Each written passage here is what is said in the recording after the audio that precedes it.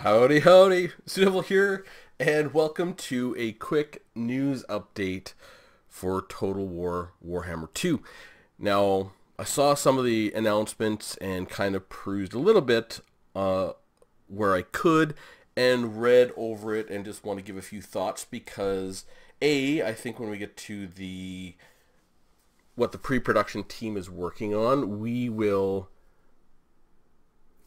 there's something very interested in there in what they've said, and I think just looking at what they're doing, I'm pretty satisfied with their thought process. So looking at the fantasy new content team Warhammer 2. So just listening, okay, with the Curse of the Vampire Coast leaving the CA port as of a few weeks ago, we couldn't be happier with how it's been received. And I think this is absolutely true. I think they're extremely happy with how it's been received, and it's been received incredibly good by, I mean, I don't know anyone who's really spoken ill of this in any way. Even the usual suspects kind of like it, like there's some YouTubers out there that can be a little bit of the, black rainy cloud on the sunny day, but even saw good, interesting thoughts from them. And I know I've absolutely been incredibly happy with the Vampire Coast, and particularly new canon being developed, because that tells me this is going all the way. This game is going to be around for a long time.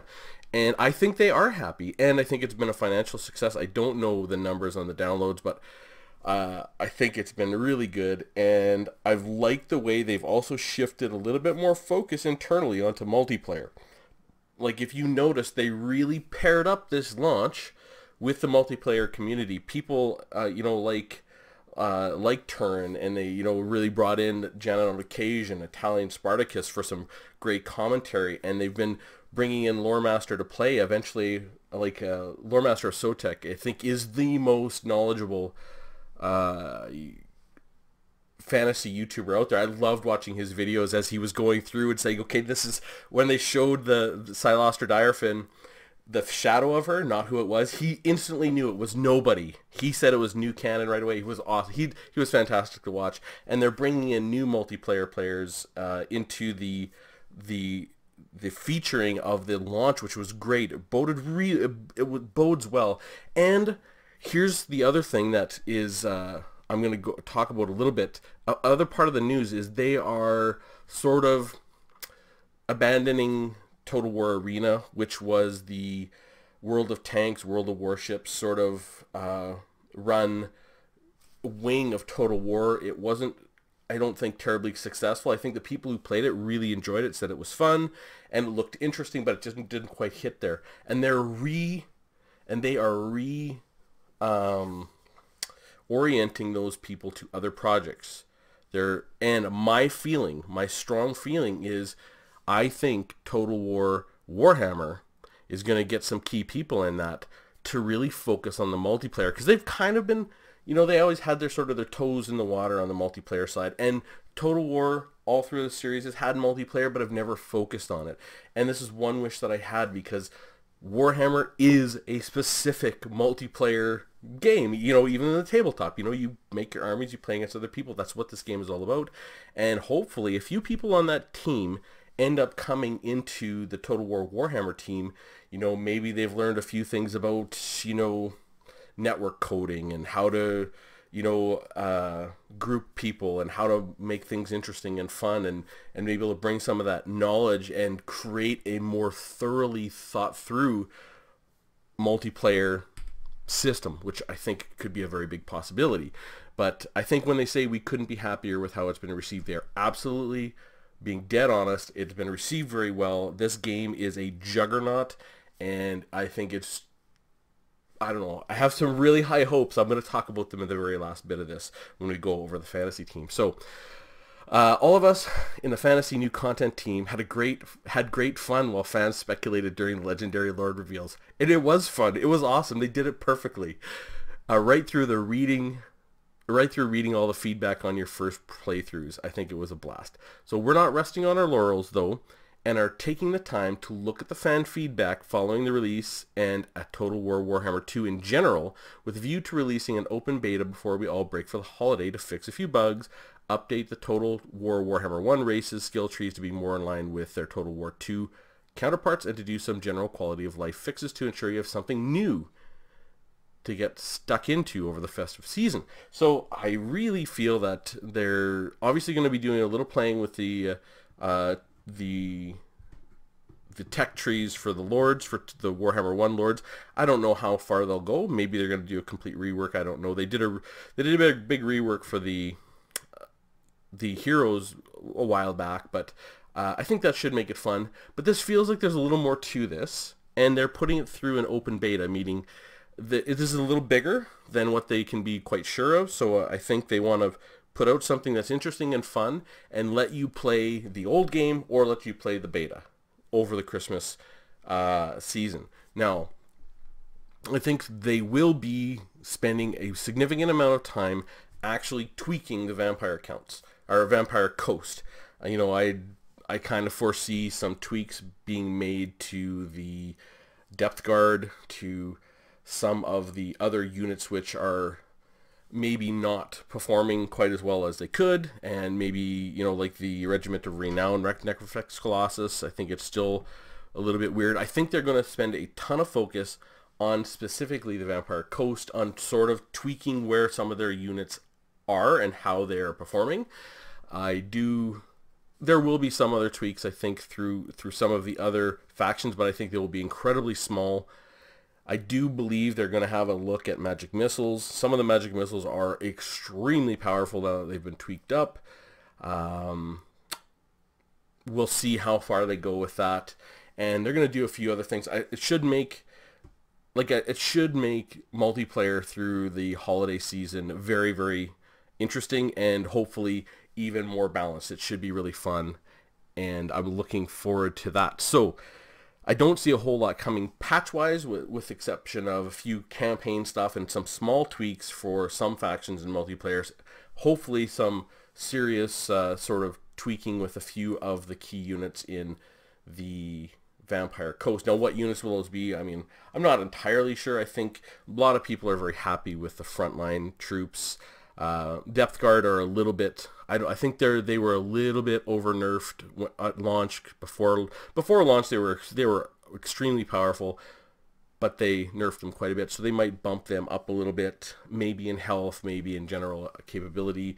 They might look at some of the units, like I could see them taking a look at, you know, some of the large units they have, like the abominations and you know, some of those units that just don't perform very well at all in the front line. Might give them a bit of a bump. They might tweak down some other small things. We'll see in terms of the deck droppers, like you know, they might tweak down some of the deck droppers with the armor piercing and tweak up some of the other deck droppers to sort of make that a little bit more level, I suppose, but we'll see. I think the focus will be strongly on the Vampire Coast, and we'll see actually by how many changes they make really where the Vampire Coast is sitting in the meta and what units were really underperforming and overperforming, and it should be quite interesting. Now, for the big news, now the launcher, okay, they're going to make a new launcher. Really, here it is, the Fantasy Team pre-production. It is incredibly short. There is very little here. It just says the Fantasy Team is in a world of their own. It is a dark world pulled apart by ceaseless conflict, but this is where the magic happens. You know, no more news for now. Now, this makes me think that this is not going to be like Warhammer 2, where they had, you know, sort of Ulthuan and Nagaron and Lustria added to, and it was functionally an add-on to the existing map. I don't think this is what's going to happen. I think they're truly going for it in terms of going to make something unique and to bring in the Chaos Gods themselves, and certainly the Chaos Demons. I think they're going to do something very special here. This is what it feels like. I mean, I could be very wrong, but considering what they did with Vampire Coast, bringing in a faction that was not all the way there, bringing in new canon, and focusing a lot more resources on a lot smaller set of units and lords, I think that's what they're going to do here. I think they are actually narrowing the scope of Game 3 and going to go in deep with how they're going to build it. Because you look, the fantasy team is in their own world. Okay, now, like, one of the things that we know from how CA usually drops their hints is they're actually very clear. They make it so you can work out what they're doing. Now, a lot of people, this is the misnomer here. This is the red herring. It's a dark world. You know, like, a lot of people think it is the Darklands. It's going to be like where the Chaos Dwarves are and where the ogres are. I don't think that's going to be the case. You know, because what they're saying is a world of their own. Meaning this is not the old world, this is not the new world, this is not the Darklands. I think they are really going to be in Chaos itself. And they're going to make some sort of way of developing Chaos United or Undivided to come and attack the old world or the new world, or however. I think they will also, and by doing that, make a much more interesting set of endgame threats for other players to experience. But I think for the people that play Game 3, I really think they're narrowing the scope. Originally, I thought it's going to be ogres, it's going to be Chaos Dwarves, it's going to be the Demons of Chaos, you know, it's going to be Kislev is going to be the free, or the pre-order bonus.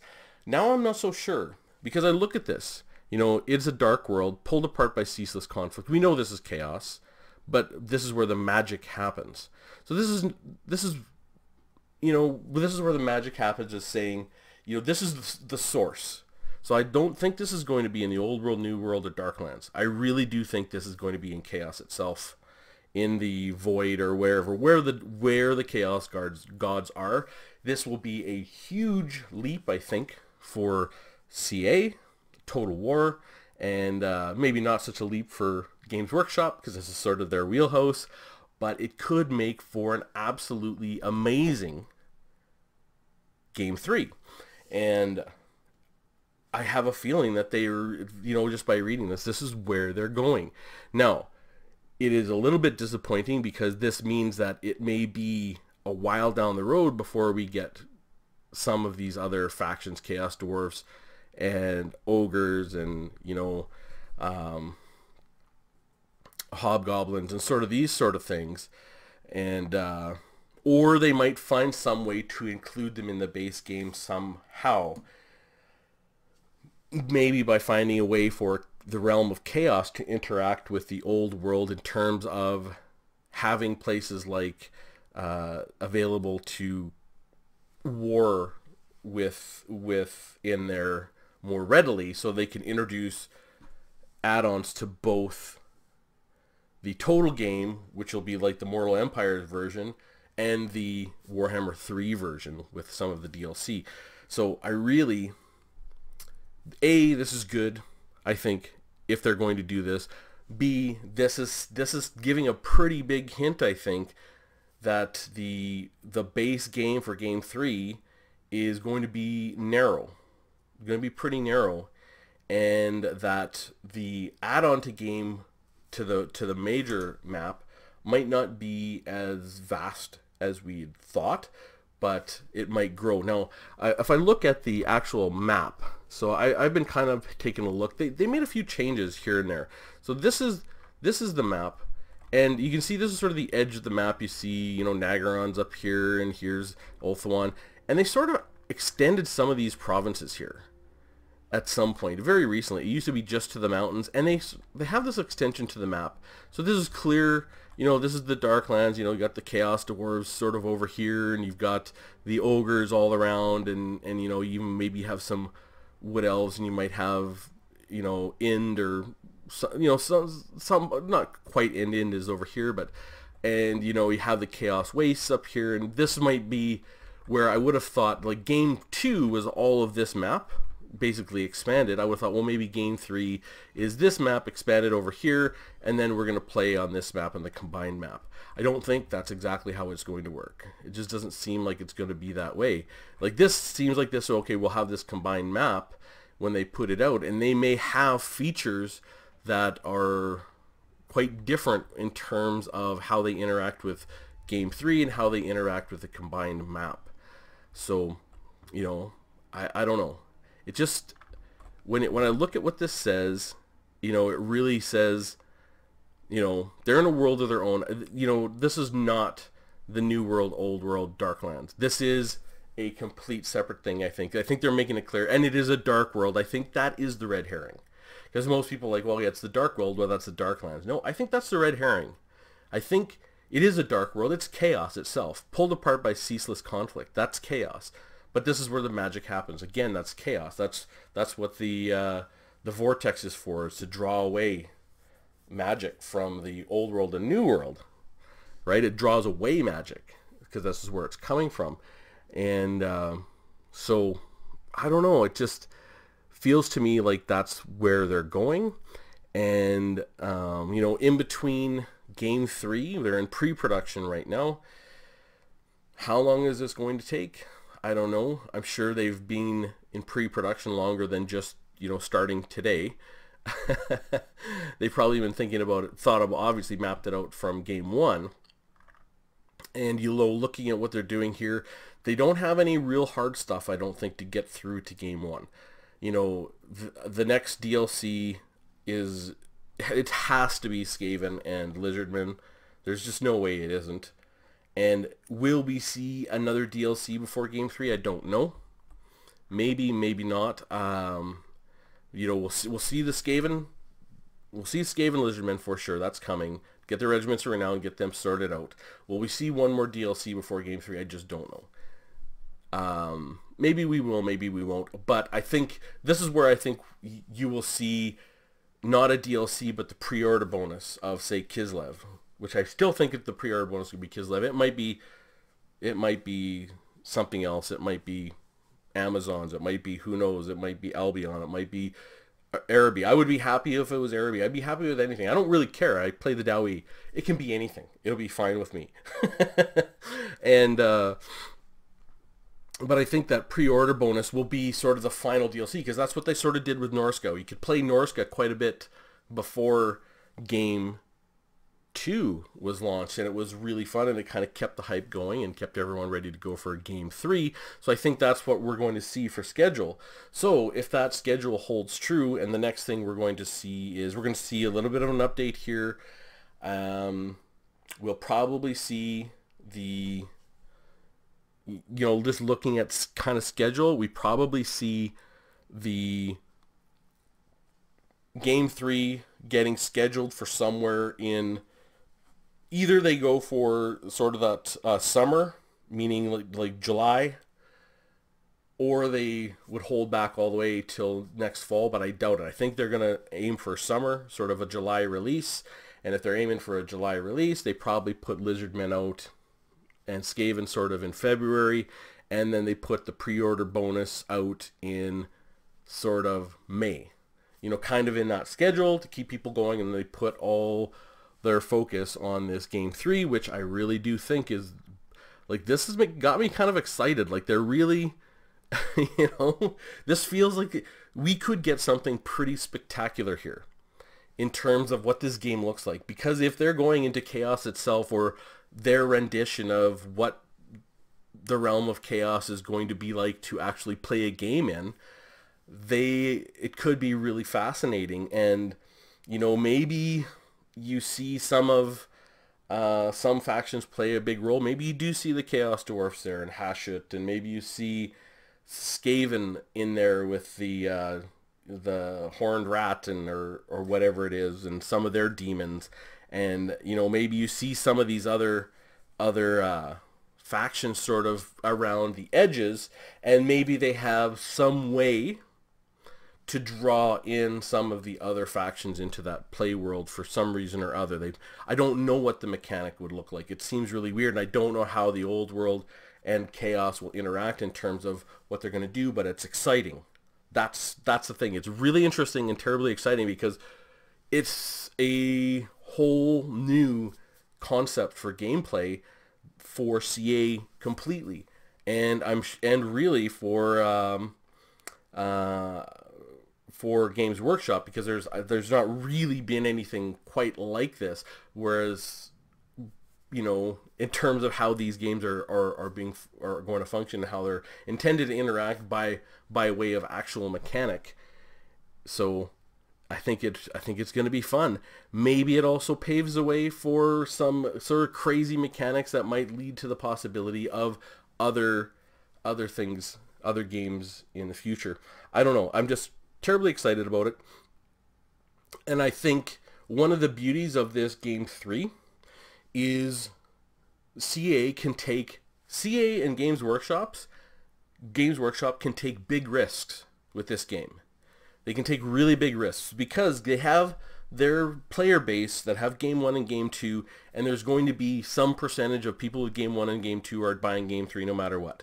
So they have a built-in audience, a built-in customer, a built-in revenue for this game no matter what it looks like.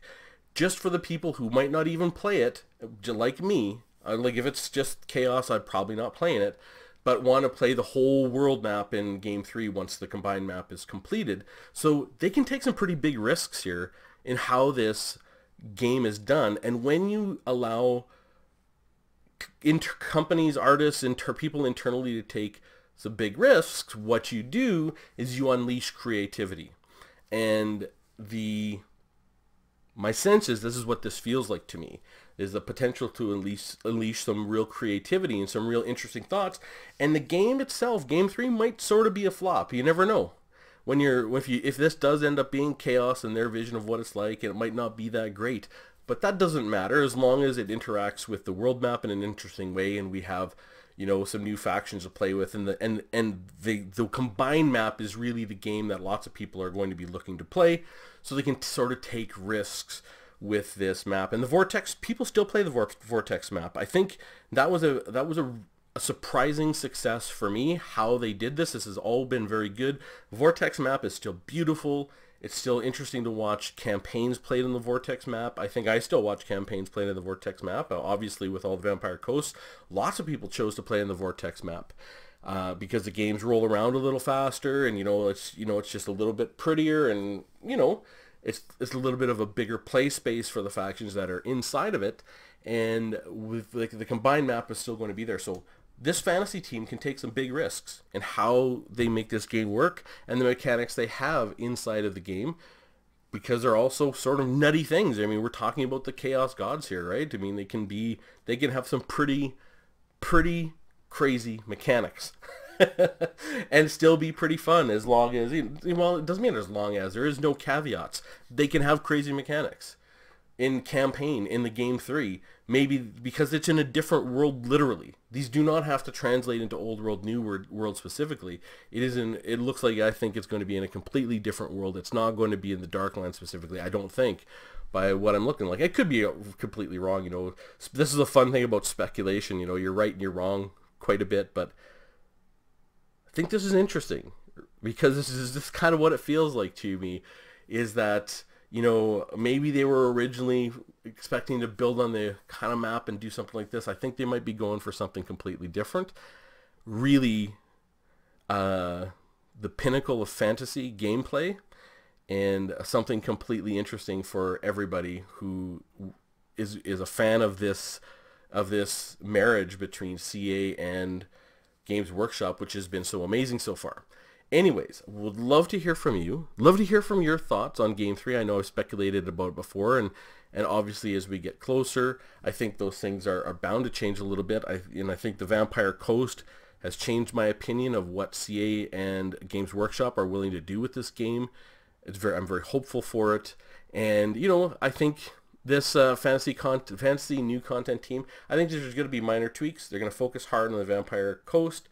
They're going to make some changes that are just going to make the game a little bit better and the campaign's a little bit funner, and they're just really, I think they want to avoid having any big gaffes or goofs over the holiday season, so people can just play Warhammer as much as they want. So anyways, love to hear what you think again about the new content. Love to hear what you think about what they're going to change. What do you think they're going to focus on? Are they going to focus on just the Vampire Coast? Are they going to focus on spells like magic missiles? Are they going to focus on other aspects of the game? You know, I sure hope they focus on freaking goblins getting like 100% assassination ratio against my against Belagar Ironhammer in my campaign, which has been ridiculous. So, you know, maybe they'll have a few little fixes like that, which would be very welcome for me. Anyways, love to hear from you. Always love to hear from you guys. Even if you don't have a specific comment, you just drop it and say hi. I love comments. It's what makes this interesting for me. With that said, I hope you found it interesting, and I will see you soon.